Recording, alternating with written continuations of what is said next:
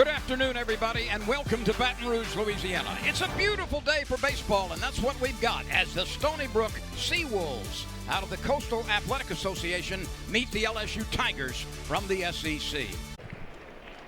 And the payoff pitch, swing and a miss. He went upstairs, and Santerre followed him and couldn't find it. That's the first strikeout of the game. Yeah, Santerre helped out Coleman right there. That was a fastball out of the zone, but he reached back. It was 94 miles an hour, and he was able to beat him with the baseball. Go forth is not going anywhere. Swing and a miss. That pitch was elevated. That's just what you were talking about, Ronnie. And Brown Earring strikes out. 2 in the inning for Javen Coleman. We go to the bottom of the first as Coleman hits a batter but strikes out 2. Stony Brook nothing.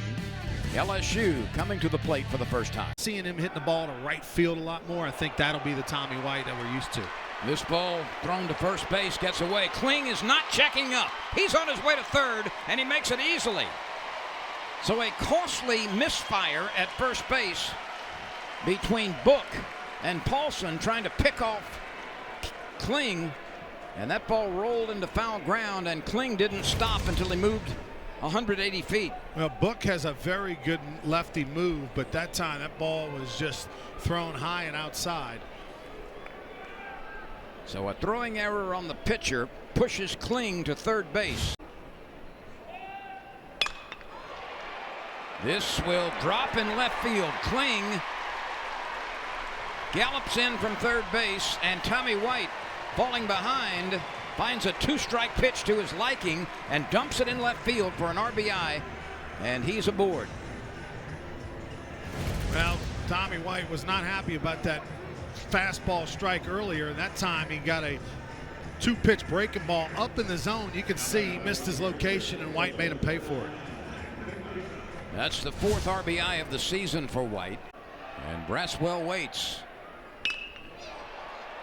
This is hit pretty well, carrying out toward right center field. It's off the base of the wall. 1 Tiger scores. Here comes another Tiger. Here comes another Tiger. And Braswell has a stand-up triple. His first of the season, and it clears the bases. That ball just kept carrying and carrying and carrying and came down at the bottom of the wall in right center field. Well, that's got to feel really good for Michael Braswell III, who has struggled a little bit at the start of the year. Only 3 for 18 coming into that at bat, but got that ball up and hit it really well. I mean, off the bat, I wasn't sure it was going to make it all the way to the fence, but he hit the base of the wall, and that gives LSU some really nice breathing room now. Just updated the board. Got it. There you go. It's board at 3. Now it's 5. Ground ball off the bat of Ethan Fry, finds left field, and Braswell jogs in with the 5th run of the inning. And the Tigers are making contact in the first inning. Well, what a difference the day makes for LSU. Ethan Fry, the young man from Central Louisiana, getting a chance to start. First pitch, little fastball inside portion, maybe even a cutter. It had some lefty movement in on the hands, and he put the barrel on it and drove it through the 5-hole. Of the zone, but it's really not. And the Stony Brook hitters have not been able to lay off of it. And that time, Javen Coleman changed the eye angle because that was right at the kneecaps. Take a look here from the lefty. Ball a little arm side high. Then he misses, falls behind 2-0. So impressive that he comes back. 2-1 fastball right down the middle. Gets the swing and miss at a ball up in the zone. But wanted to come back to LSU and prove to the scouts he could put it all together and be a much higher draft pick this year, and he will be. Well, he takes care of Robert Taylor on 3 pitches, and he has struck out the last 3 batters and 4 of the first 6. That's now their 9th stolen base in 11 attempts this season. And a rip to left center field. This will roll a while. Milam will score easily. Jones thought about trying to stretch it to a double, but now retreats. And even though he fell behind in the count, he comes back through and singles, and the Tigers have added to their 5-0 lead, make it 6. Now that's why you get 3 strikes, Lynn. I mean, the swings and misses at a couple of good pitches to hit, but it makes the adjustment. And after the big stolen base by Milam, picks up a 2-out RBI. Those getting a couple of hits in a row. Ethan Fry, first pitch swinging. What a stop by the shortstop, but there's no play anywhere. Maselli did a terrific job of grabbing that ball while he was laying on his belly going to his right. But it's an infield hit, an RBI, and the Tigers are leading 7-0. How about the bottom of the order for LSU? 7 and 8 coming through. Well, let me do the math for you. 1, 2, 3, 4, 5 for RBI. 5 between Jones, Braswell, and Fry. And as he did the first time up. Milazzo, his first pitch swinging. He bangs it to center field. Braswell rounds third. He will score standing, and the hit parade continues. After the first two were retired and with nobody on base, it's been a base hit by Milam, a base hit by Jones, a base hit by Braswell, a base hit by Fry, a base hit by Milazzo. Milazzo just sends this one right back up the middle. I mean, when it looks fast and on slow motion, that's when you know it was a stream of milk bullet. In 27 at bats, and he smashes this one right up the middle. It nearly took out the pitcher and the second baseman on the way to center field. White with 2 more runs driven in. Here come the Tigers. Tommy White with a 2-run single. He's driven in 3 today. There you go. This time he catches. That ball's off the plate, Lynn. That ball is outside a couple of inches at least off the plate. Tommy White just reaches out and hits it, I don't know, 100 miles an hour back up the middle. And you're right, he almost did take out a couple of Stony Brook. 165 player limit in the minor leagues for each team. There's a strikeout swinging, and Fox goes down, or rather Leone goes down. So it is a significant reduction in the minor leagues opportunities for players, with 450 less minor league players across the board this summer. That was a 93.3 mile per hour fastball by Javen Coleman. In foul ground off the field of play. There's a good off-speed pitch, and it takes care of Goforth. Jones, Braswell, Fry, and Milazzo way back. Someone call Space Command. You can pucker up and kiss that baby goodbye. Jared Jones continues the onslaught, both personally and for his teammates at the bottom of the order, as he sends one into the blue sky and out of the ballpark, and the Tigers add to their lead. Now that was definitely a moonshot. I mean, this is a towering blast. He knows he got it. 6 through 9 hitters now 7 for 7. And this is well beyond the bleachers in left field. My goodness. 4 bombs for Jared Jones. I think he's going to probably hit 20 this year. That's my thought. Walk came in this inning. That's Brown Earring at first base. Ground ball up the middle. Going to be a backhanded play by Milam. Can he do it? Oh, yes! Milam makes the play, and then the scoop by Jared Jones at first base. Put a star by that one in your scorebook. This is how you play defense, Ronnie. Yeah, another breaking ball 4 in a row. Milam helps out Coleman, and that's the way to end it for Coleman on his day.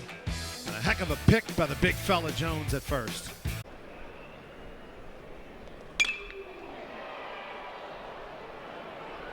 Santerre in center field lines it up. Milazzo will be able to crawl home from third. Kling holds on at second base, and the Tigers add to their lead with the 4th run driven in of the day by Tommy White. Now Tommy Tanks is that's his role in this team, is to be an RBI machine, and that's what he's doing today. He was tardy on that swing, and LSU gets an out.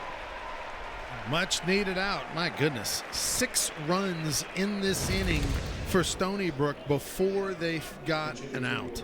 Well, they sent 7 to the plate before, well, 8 to the plate before anybody was retired. Ulloa throws. That's going to be a tag out at the plate.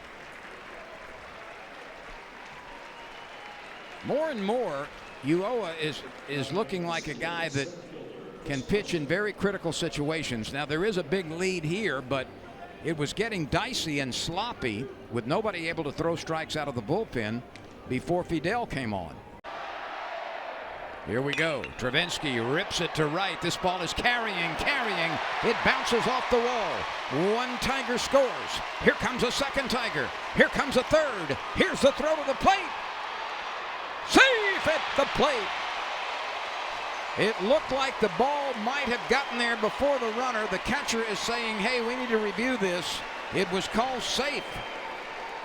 Boy, this is a close play at the plate. I thought they were going to call him out. They called him safe. Matt Sank asked for the replay, and they will indeed take a look at it. Really nice piece of hitting by Travinski. Stayed back with 2 strikes, didn't get out in front of it, hit this ball a ton to right field. A missile, one hopper off the wall. And LSU with 1 out got real aggressive.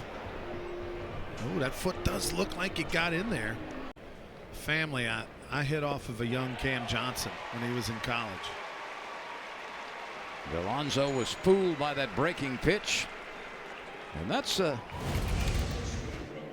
just 1 strikeout in the scorebook. But for Cam Johnson, that's much bigger than it will appear statistically for LSU. Another check swing strike.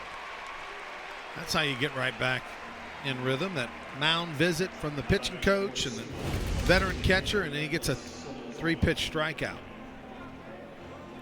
That ball clearly out of the strike zone, but there was the commitment.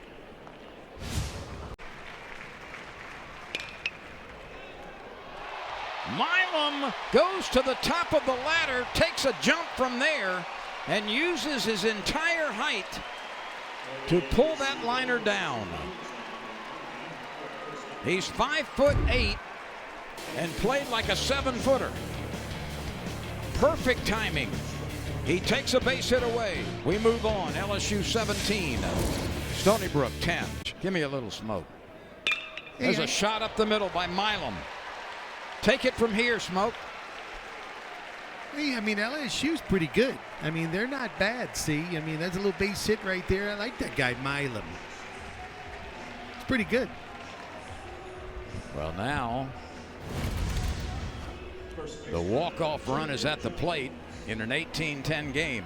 Think about Milam and Bingham. They both have just short, compact swings. I mean, they don't have a lot of wasted motion. The big lefty checking the runner.